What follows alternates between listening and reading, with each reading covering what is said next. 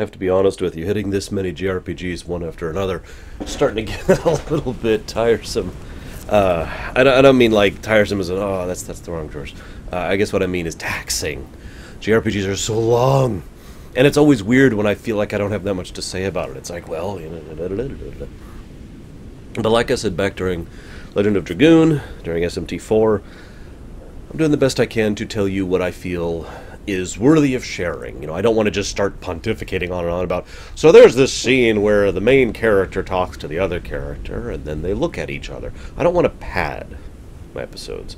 So, on the one hand, I apologize for the relatively seeming brevity of these, but on the other hand, I guess that would be the third hand at this point, I am hopeful that you still find at least a degree of quality in what I am telling you, because I've been trying to really put forth my best effort in something I feel is worthy of talking about.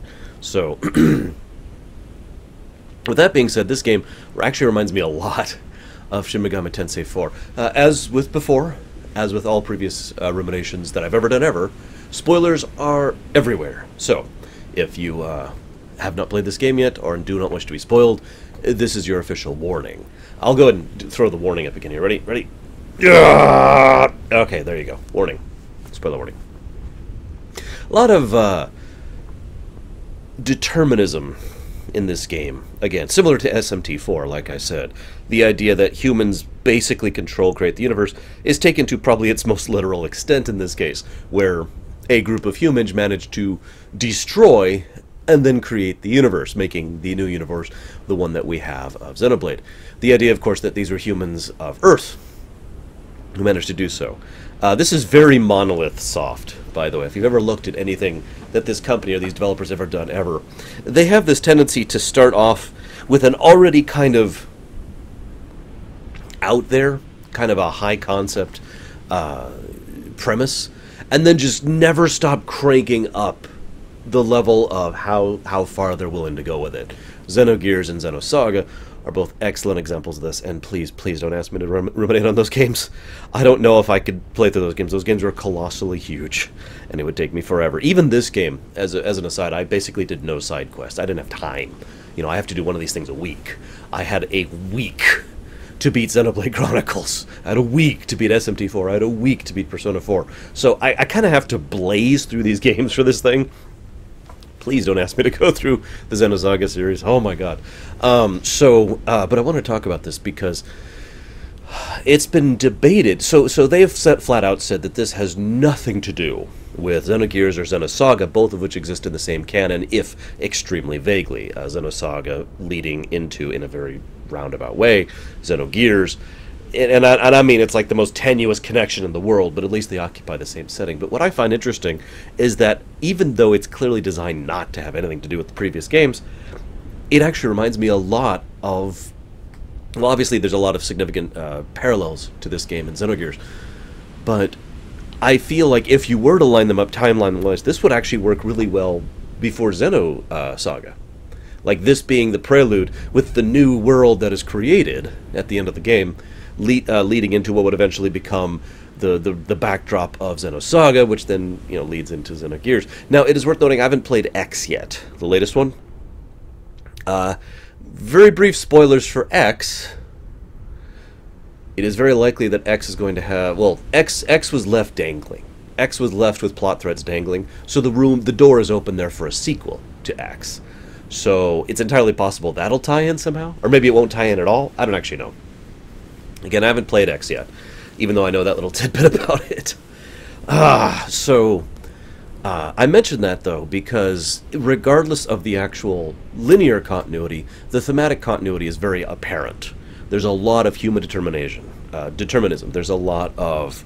I don't even know what to call it. I don't have the words. There's a lot of philosophy in these games. I'm really terrible with terminology. I always have been. So I could tell you about concepts of music and math and science and engineering and philosophy, but I have to describe it as if I'm an idiot because I don't know what the actual terms are. There's a lot of the relationship between the individual and the consensus. There's a lot of the reality of perception versus acclamation. There's a lot of trying to affect that which we cannot perceive. all sorts of things like that, as well as the idea of life being basically an accident, which then decides that it doesn't want to continue being an accident, and then the stinger about the fact that the mere fact that life was an accident was not an accident. I hope that makes sense. Let's rewind a little bit. Let's talk about. I kind of want to jump into this, actually. So let's just jump into the ending, and then I'll rewind and start talking about everything else. Everything else makes sense in order, but I want to talk about the ending first, because the ending actually makes the least sense for me in the whole of this game. I have some theories about this, and I'll talk about this later. But, so first of all, the most obvious parallel, I'm just going to get right out of the way. Klaus is the gentleman, the scientist, who's like, we, mankind, will be the ones to create our own universe.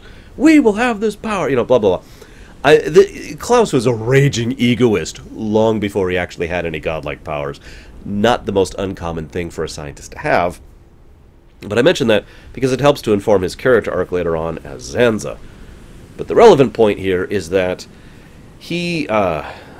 Klaus, if you really tried to say Klaus's name backwards, you'd get something that sounds rather surprisingly similar to Shulk.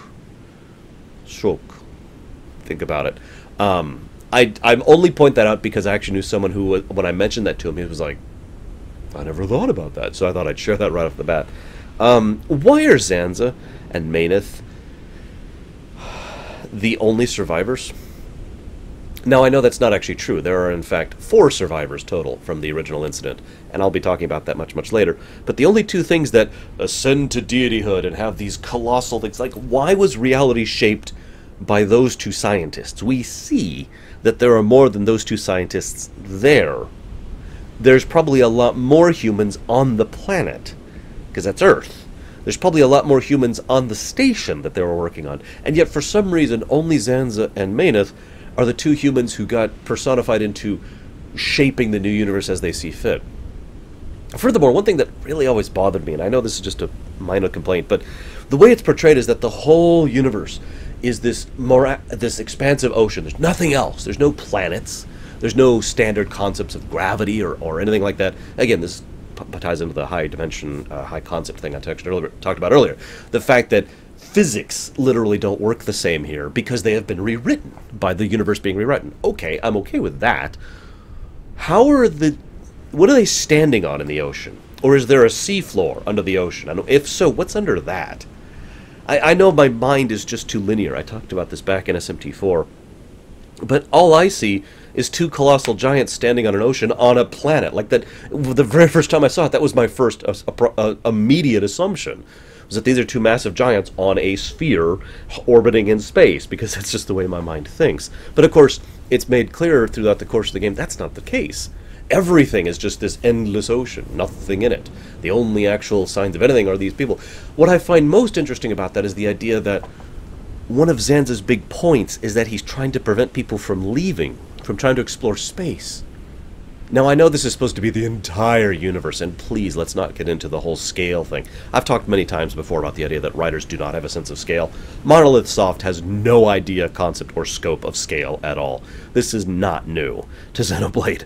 Xenogears and Xenosaga had the exact same problem. They have no idea the sense of scale. They just write, oh yes, the entire universe was changed, and the entire, you know, just, they're continent-sized. Point being, they try to talk about leaving these things and going up to space, but what is space in this concept? Is there anything other than these 2 colossals? Because the very strong impression is that there isn't. So where are they going to go? Now, of course, the idea being they could just simply leave, and simply by the act of leaving, that would kill Zanza, and therefore him, you know, starting the whole war and the cycle, blah, blah, blah. But where did they think they were going to go? They're not on a planet to go to other planets. Or are they? After a while of debating this back and forth, including with a friend of mine who's actually a big fan of the series in general and Xenoblade in particular, he said, what is it you were just telling me about SMT4? I was like, oh, it's a tale, not a story. He's like, yeah, think of this as a tale, not a story. And I'm like, okay. Fair enough. I'll back away. The continuity hound in me will let go and no longer try to poke and prod my point anymore. So letting it go, letting it go. But I mentioned this as well, though, because once again, why are the only two people who manifest anything other than the other two those two scientists? That's never explained in any fashion. I've never understood that. I still don't understand that. I'd love to hear your guys' theories about why that is. They also have a lot of terminology issues. More than once, they'll actually say the words universe and world and mean them interchangeably. This is part of where that tail thing comes in, because there's a difference between talking about a planet and talking about a world. Usually the terms are congruent. They mean the same thing. But when you're talking about a world, you are not necessarily talking about a cohesive, coherent planetoid with, you know, all the usual things that we associate with that. You're talking about a world. You're talking about a realm, a setting, a concept, a dimension. And it usually has a more fantastical attachment to it, too. Which makes sense, given the overall presentation of the story here. I mentioned that, though, because one of the things I actually thought several times until the game went out of its way to correct me was the fact that they didn't actually reset the universe. They basically just made their own little pocket dimension. I'm reminded of a few other stories that are similar to this, where, you know, a couple scientists tinker, tinker, tinker, wah, and they're sucked into their own little private dimension where they exist as gods, aka, you know, the people who are in control of this private dimension. And that would actually make way more sense from my perspective. But no, the game makes it very clear. No, they wiped out the entire universe somehow. And then they made this entire new universe, which is an ocean and two giants. But then the universe was reset again back to how it should be. Even though everyone was still there from the... Don't think about it. Don't think about it. Tale, not story. One thing I do wonder about the ending, though, in addition to all that. At first, what I thought was happening was that he was basically wiping the board clean. And so when we saw all the events down on, you know, on the new colony in the ending, what we were seeing is what would have happened if the events of the game never happened. Like, literally as if you smacked on the reset button, and instead of life having flourished the way it did on the giants, it flourished on a planet with an actual ocean, with actual, you know, interactions with other species and whatnot. But the ending, once again, makes it fairly clear these are the same people from the game. So even though they're now existing on an entire new type of existence, living on a planet now, not a world, they're still the same people. And believe it or not, I'm actually okay with that, because it makes a degree of sense for reasons that I'll go into a little bit later, but also because basically we have something similar to what happened at the end of Majora's Mask. The idea being that you go and save this person, and then you reset time. Now that person isn't saved, so if you don't save them again, they're not saved, right? But the idea being that the Goddess of Time at the end of Majora's Mask merged all those different things you did into one cohesive timeline. So that person was saved, and so were the other 50 people you saved, and the overall place was saved, because all of it was combined into one cohesive timeline. Make sense? So this is the kind of thing that I'm assuming happened here. The people were basically reintegrated into the pattern, into this new environment. Transported there, if you will. So, let's talk about the characters a bit. First of all, the fact that Shulk is undead is hilarious. I love that. It actually makes an astonishing amount of sense, too, because he obviously has a thing for, for Fiora. And I like that the implication is there that he is not... Okay. Fiora questions whether or not he has taste buds or not. Now, we actually know the reason why he likes any food she has, because he's undead. He literally died 14 years ago, and Zanza's spirit is keeping him going, so sense make, right? But I mention this because I get the impression he genuinely thinks he likes it because it's from her. I don't think he's lying about it. I don't think he's deceiving her or anything like that. I think he eats food, and because it's from her, he takes it as enjoyable. So he does actually derive real enjoyment from it, even though he doesn't really require it because, you know, he's a freaking corpse. It's a nice little touch. But one other thing I want to talk about with Shulk and Fiora both of them and Melia are actually my three favorite examples of this, are non-standard JRPG archetypes. It's one thing that they do with most of the major characters in this game, and several of the NPCs as well. While there are, of course, a few classical tropes and archetypes, excuse me, throughout the course of this game, most of them are in unusual positions. For example, how many JRPGs have you played where the main hero is this brash idiot who charges ahead? Yeah, I'm gonna win the day, Sora, excuse me. And yet in this game, that's her, the love interest, Fiora. And she is also defined outside of being a love interest. She is just as capable in combat as he is, arguably better in combat than he is at the beginning, and arguably as competent as he is in combat at the end, not counting his usage of the Monado, of course. And he, of course, is the more calm, intelligent, patient one, and credit where credit is due. It is a rare game that takes a pacifist and actually makes me not despise them. Anybody who's seen my work on anything knows how much I absolutely despise the Jedi for their extremism when it comes to pacifism, most notably in the Old Republic era, but in general. Seeing Shulk and his desire to not kill sentient life, it's not quite pacifism, but I think that's part of why it works. He just doesn't want to end someone's life. And they pull that off quite well. He is the more intelligent one. He's the thinker. He's the one who's more inclined to, take a few actions and then step forward.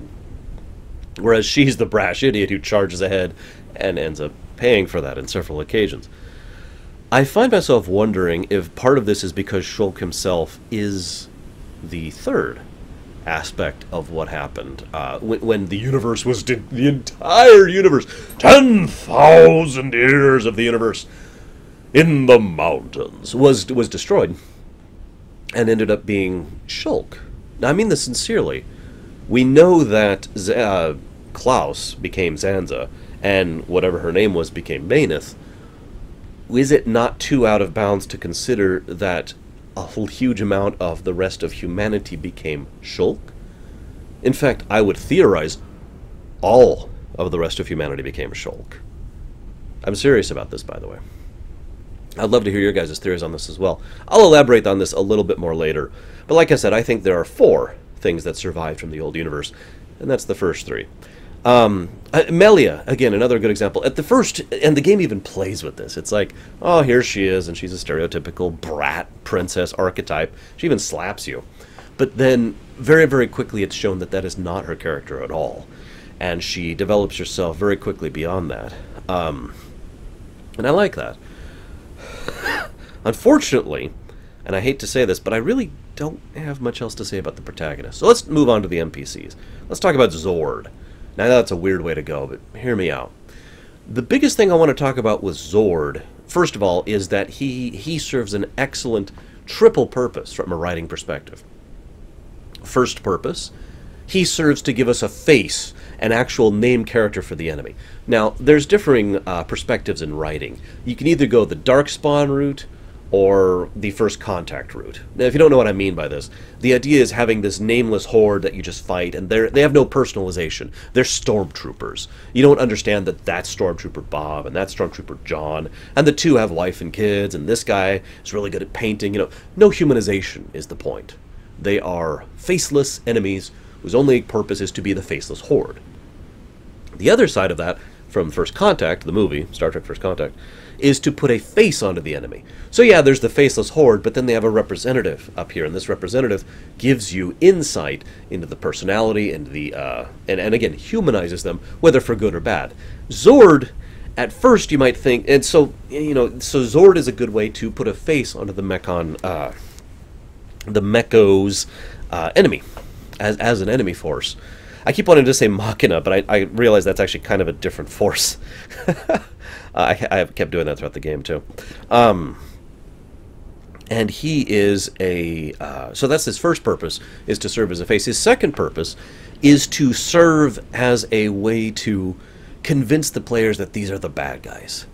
Now, obviously, they are the bad guys. They are doing antagonistic acts, but as we know, having gone throughout the entirety of the game, the origination point of all this is actually to do good. It's just they're doing it in extremely the wrong way. Let me go ahead and say that I do think Egil is, in fact, a villain.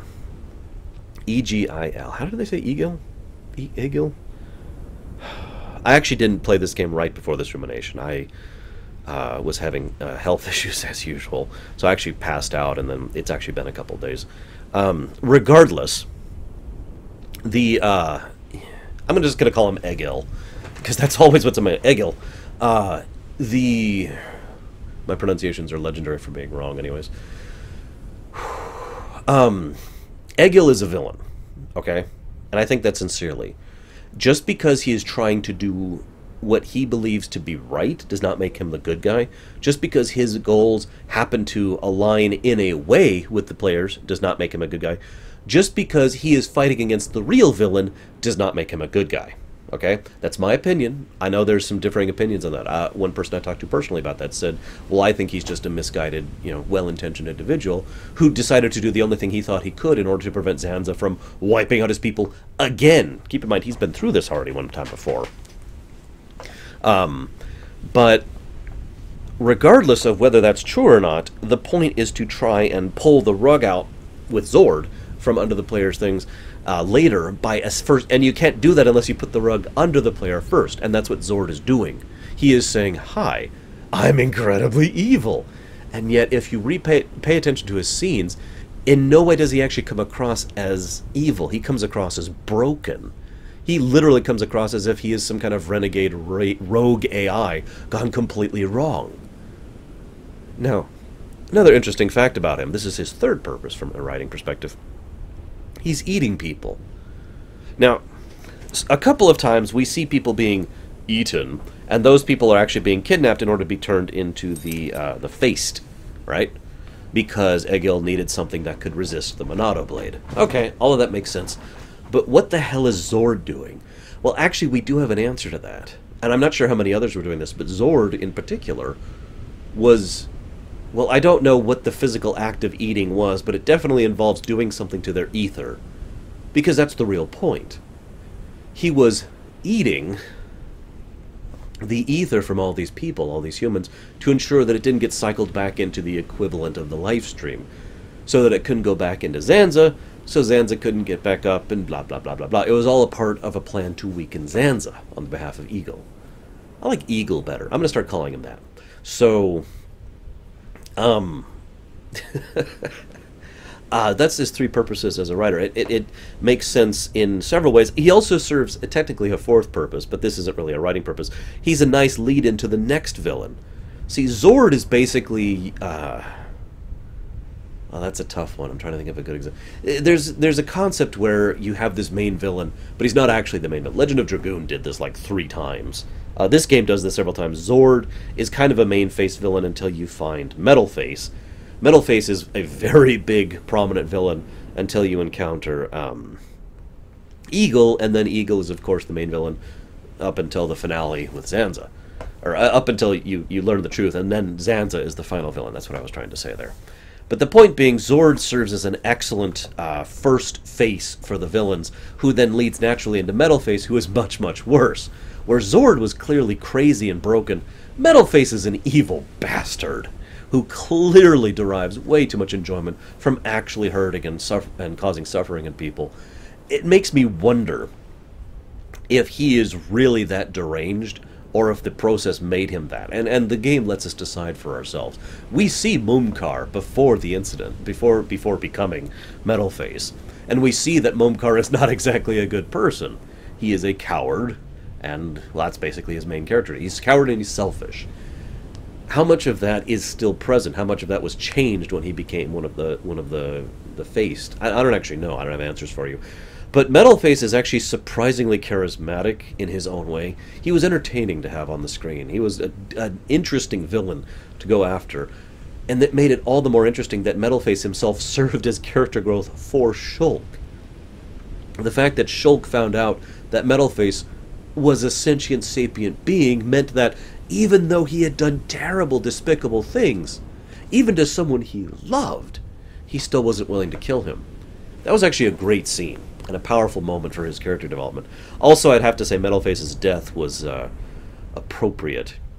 And for the record, I didn't actually go to find it, but I did look up things on YouTube to see where his wreckage was after the fact, to see what was left after that wonderful fall.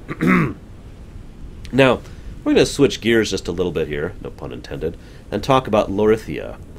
I mentioned Lorithia because she shares a commonality with someone else. She is Larithia and Dixon. I want to talk about both pretty much in the same light. Both of them serve the same purpose. They are someone the player characters know from their past, someone who they would, if not trust, then at least not think of them as being horrifically evil, and yet in my opinion they are probably the most evil characters in the entire game. Yes, even more than Mumkar. Mumkar is kind of chaotic, evil, crazy, I want to hurt people kind of a thing, you know, his whole venomous, I want to have the Monado thing, you know. And Zanza is, whew, talk a little bit more about him later. But those two, she wanted her immortality. He wanted the power of the gods. Both of them were willing to completely screw over everyone and everything and do whatever was necessary in a violent, vitriolic, horrifying way, having no problems with betrayal or actually mocking the party for it, just in order to accomplish their ends. They are, in other words, purely selfish. Now, I find that interesting that the villains that strike me as the most antagonistic, the most villainous, excuse me, amongst the entire game, are the ones who are the most selfish by far. I'm reminded of Tarkin over in A New Hope. Kay and I have talked about this several times, the idea that one of the things that was so significant about Tarkin was his greed was almost absolute. That idea of mine, that he was willing to do such terrible, atrocious acts just in order to benefit himself. And for no other reason. It was because he wanted it. Not that he needed it. Not that he even was particularly caring about receiving this particular thing. But he wanted it.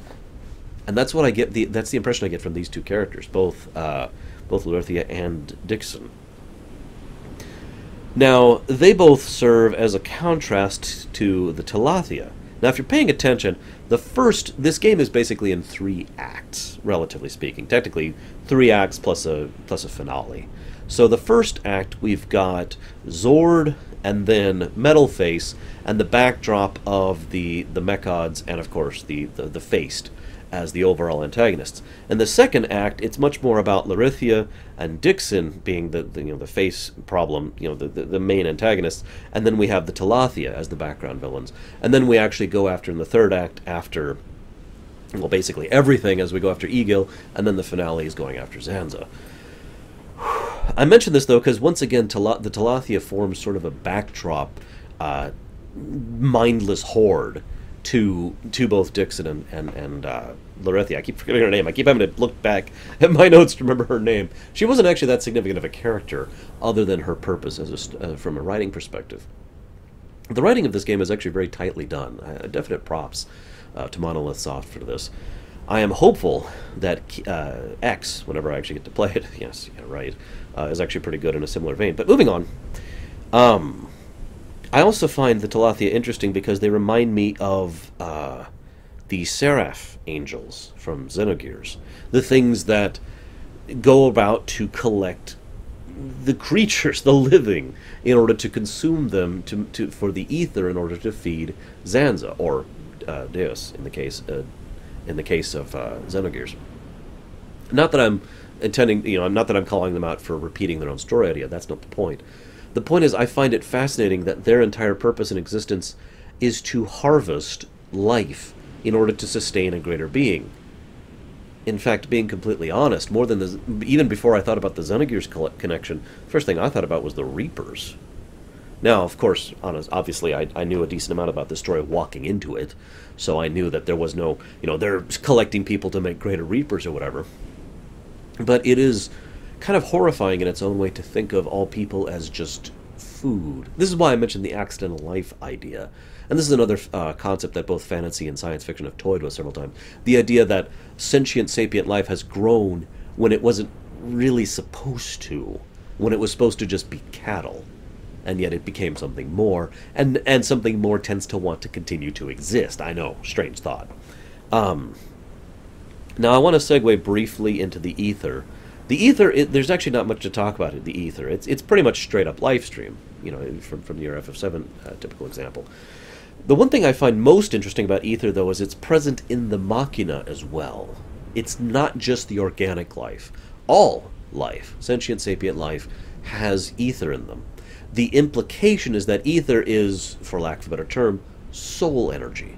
That what makes you a sentient, sapient individual is the ether within you. That's what actually provides that fuel, that spark, that source, whatever you want to call it, for you being a person, rather than being a chunk of meat or a chunk of metal, in the case of the Machina.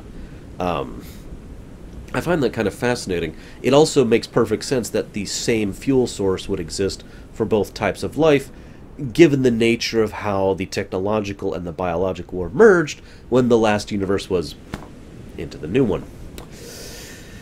But this leads me rather smoothly into Vinaya.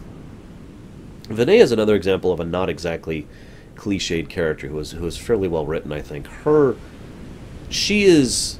I hate myself for saying this, but I honestly feel like she's a better written version of Shala from Chrono Trigger. No offense to Chrono Trigger, but one of the things that always bothered me about Chrono Trigger is Shala was just a little bit too submissive to Queen Zeal. In this case, she is... Vinaya is more than willing to actually oppose Eagle, and yet she doesn't want to. She is still supportive of him. She is still trying to work alongside him. He still has her loyalty. She still cares about him. And yet she disagrees with what he's doing, and why. He's the one who takes it too far. He's the one who presumes the wrong, and it takes absolutely forever for that fact to be drilled into his mind. I do think it's very fascinating, though, that both Shulk and Eagle are willing to put aside their many, many differences and actually work towards peace, until Dixon intervenes, of course. You know, I think it literally just occurred to me I had the order of the acts wrong. It would have been, the first act was Metalface, the second act was Eagle, the third act was the two, and the Telethia, and then the final... I'm sorry, I completely screwed that up. Because we don't even find out about Dixon being a villain until the Eagle scene that I just mentioned. Wow. Anyways, and I also like her, though, from a writing perspective, because without Vinaya, we wouldn't have nearly as much humanization going along with regards to the Machina in general. Now, of course, we have the hidden Machina village, and we meet many of them as we go through, but she, similar to how Zord did it earlier, except in reverse, puts a human face on the Machina and says, this is the other thing they can be. Whereas Zord and Metalface tried to make them, to demonize them, she tries to humanize them, to flesh them out in a way that makes them seem more in a positive light, and I like that. So this leads a little bit into my next note, which is about Mayneth. So Mayneth is a weird one to talk about. One of the things I found very interesting in her perspective is she's extremely passive. Given how tightly the script is written, I have to assume this is on purpose. And based on that, I have to assume we literally do have a yin and yang situation here, which makes sense. So much about Bionis and Mechanus, naturally and smoothly fits the yin and yang ideal. So in her, we see someone who is much less active, much less proactive, much less inclined to enforce her will upon a situation, and much more inclined to try and work through a situation rather than shoving a situation out of her way, which is basically what Zanza tries to do. Furthermore, it makes sense for the personality of the original woman, even though we only see her for a few seconds. But remember, on the space station, Klaus was really willing to go ahead and just destroy the universe, saying, oh, it'll be safe, we'll be fine. Arrogant, egotist, etc.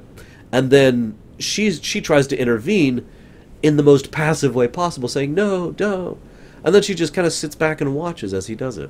At no point in time does she do anything any more aggressive, which could have actually stopped him from doing this. You see how that kind of ties into her perspective and the way she assists throughout the course of the game. But very rarely does she actually stand up and say, no, I'm going to do this now.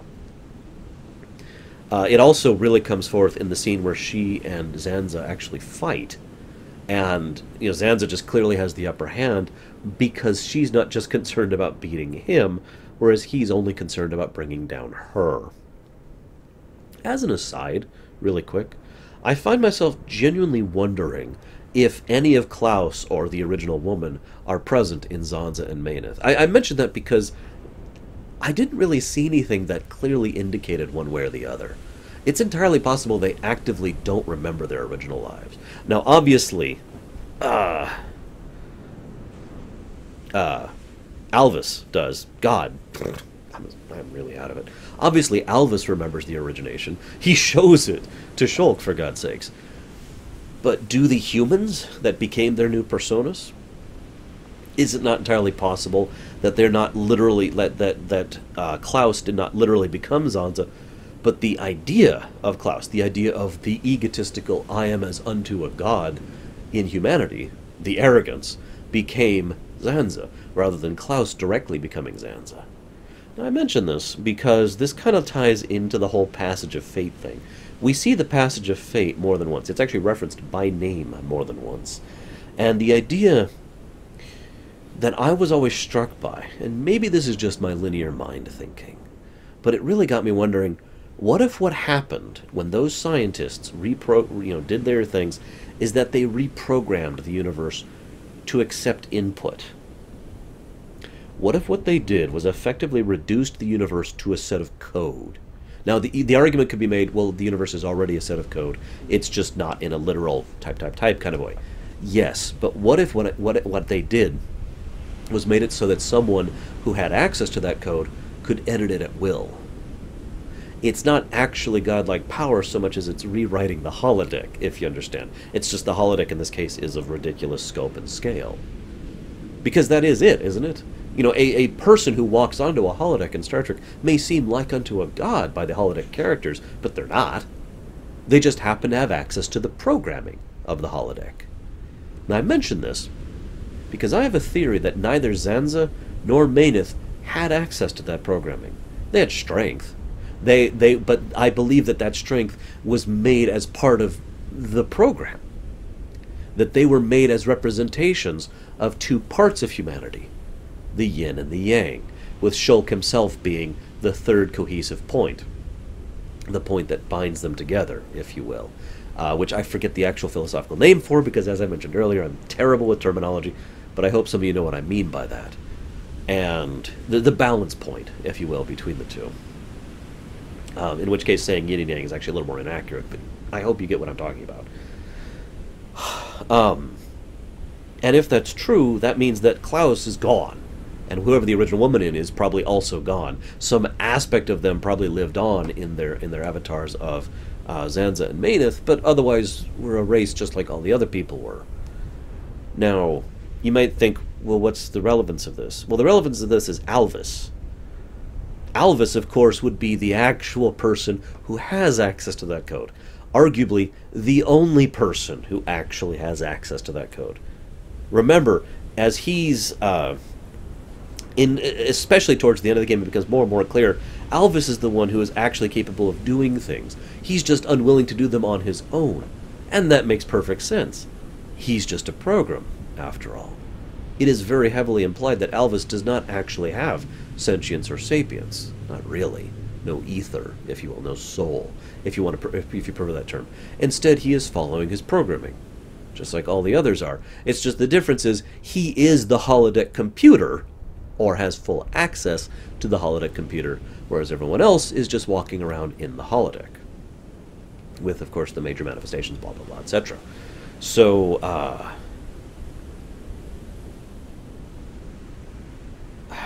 I find myself wondering, and this makes perfect sense to me personally, because the idea is that Alvis was always an AI, was always an intelligence that was designed to help run a station whose entire purpose was to rewrite reality.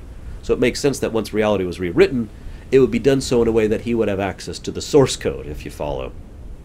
But this also makes sense because it's not until Shulk says, I want to rewrite reality this way, that reality is rewritten. But to explain what I mean by that, at no point do I ever get the impression that Shulk actually reaches out and says, I will recraft all the worlds in my image. Well, okay, he doesn't say that, but I will make it in this new image that I wanted to make. Instead, it's implied that he is telling the interface, Alvis, what he wants to do, and Alvis is the one who goes, okay, and we see actual galaxies and planetoids and all other sorts of things reassemble from the endless ocean again. All of this leads into my final point, which is the Monado. Now, believe it or not, my very first question that I had when I very first looked at this game, when it first came out, was, what the hell's the Monado? Because it sounded awfully familiar, and it was no wonder why, because it comes from the word monad. Now, for those of you not aware, monad is a Greek concept, which is difficult to describe, but basically it means something that cannot be divided. In other words, behind molecules you find atoms. Behind atoms you find quarks, and so forth and so on. I'm not going to go all the way down the list. But the idea being that, or actually I kind of jumped a few steps there, to be completely honest with you. But the point being, if you were to go down as far as possible to the point where there's something that there is no smaller version of it making it up. So this is the absolute baseline of all reality. That would be what a monad is, the concept of a monad, the base underlying bedrock of all of reality. Thus it makes perfect sense that the monados, all three of them, are representative of this very concept, that one ends up in the hands of ego, one ends up in the hands of pacifism, and one ends up in the hands of humanity. And the three of these manage to combine at the end at the hands of the program that controls everything in order to effect a new will. And this also explains why so many of the ways that the Monado work the way they do. The fact that they are tied into an individual soul rather than a specific thing, the fact that they are basically a hard light projection, the fact that they can basically rewrite aspects of reality under the right circumstances, everything about the Monado makes perfect sense when you take that parallel into it. And that ultimately, for me, really helps to emphasize the kind of game this is, and once again brings that philosophical theme back in, tying it into Xenogears and Xenosaga. The main character is literally wielding the fabric of reality as his main weapon. That's all I got for today, guys. I hope you have enjoyed my pseudo-ramblings on philosophy. I hope to be seeing you guys next time.